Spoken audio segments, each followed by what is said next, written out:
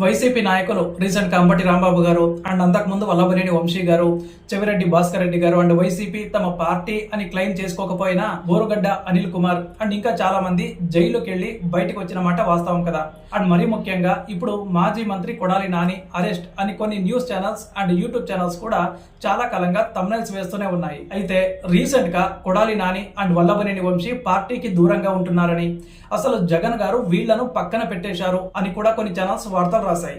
And మరీ ముఖ్యంగా అంబటి రాంబాబు గారు జైలు నుంచి విడుదలయ్యి బయటకు వచ్చాక చాలా మంది నాయకులు అంబటి గారిని కలవడానికి వచ్చారు. కానీ కొడాలి నాని అండ్ వల్లభనేని వంశీ మాత్రం రాలేదు. కాబట్టి భయపడ్డారు, అంటే రెడ్ బుక్ గురించి అని చాలా స్ట్రాంగ్ గా ప్రచారం అయితే చేశారు. అలా చేసిన నెక్స్ట్ డేనే ఒకరి తర్వాత ఒకరు అంటే నాని అండ్ వంశీ కూడా అంబటి గారిని కలిశారు. కలిసిన తర్వాత కొడాలి నాని ఒక ప్రెస్ మీట్ లో మాట్లాడుతూ దాదాపు అందరినీ అరెస్ట్ చేస్తున్నారు అండ్ నన్ను కూడా అరెస్ట్ చేసి ఒక 100 రోజుల పాటు జైల్లో పెట్టొచ్చు, కానీ వైసీపీ పార్టీని కానీ ఆ పార్టీ నాయకులను కానీ ఏమీ మార్చలేరు అని ఒక స్టేట్మెంట్ ఇచ్చారు. అంటే ఆయనను ఖచ్చితంగా అరెస్ట్ చేస్తారు అని, అందుకే ఇలా మాట్లాడారు అని మళ్ళీ కొన్ని ఛానల్స్ మాట్లాడడం అయితే స్టార్ట్ చేశాయి. నిజానికి కొడాలి నాని గారి మాటల్ని చూస్తుంటే ఆయన ఫిక్స్ అయిపోయినట్లు కనిపిస్తుంది. ఎందుకంటే రెడ్ బుక్ లో నాని గారి పేరు ఖచ్చితంగా ఉంది అని దాదాపు 90% మంది టీడీపీ వర్గం భావిస్తోంది. కాబట్టి కొడాలి నాని తన అరెస్ట్ ఖచ్చితంగా ఊహించే ఉంటారు. అండ్ దాదాపు వైసీపీ పార్టీ నాయకులందరూ కూడా తమ మైండ్ లో దాదాపు ఫిక్స్ అయిపోయారు, అరెస్టులు ఎలాగో తప్పవు అని.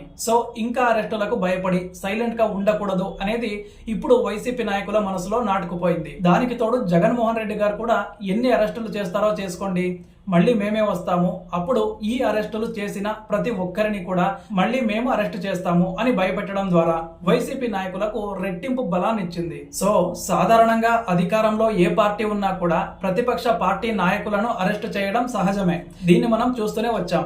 అయితే ఈసారి ఏపీలో మాత్రం ఇదే ఒక అజెండా లాగా మారుతోంది.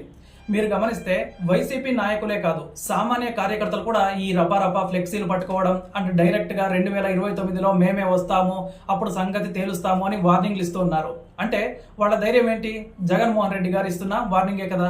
కాబట్టి మీడియాలో వైసీపీ పార్టీని, ఆ పార్టీ నాయకులను ఎంత ఎక్కువగా భయపడుతున్నారు అని ప్రచారం చేస్తే వాళ్ళు అంత ఎక్కువగా రెచ్చిపోతూ ఉన్నారు. అండ్ సోషల్ మీడియాలో ఇది మరీ ఎక్కువగా తయారవుతుంది.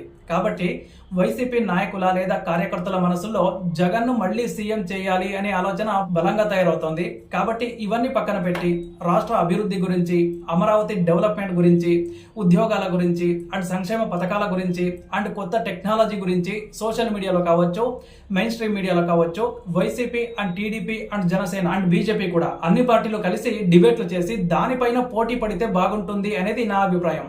మీకేమనిపిస్తుందో కామెంట్ చేయండి అండ్ మన ఛానల్ను సబ్స్క్రైబ్ చేసుకుని పెట్టుకోండి.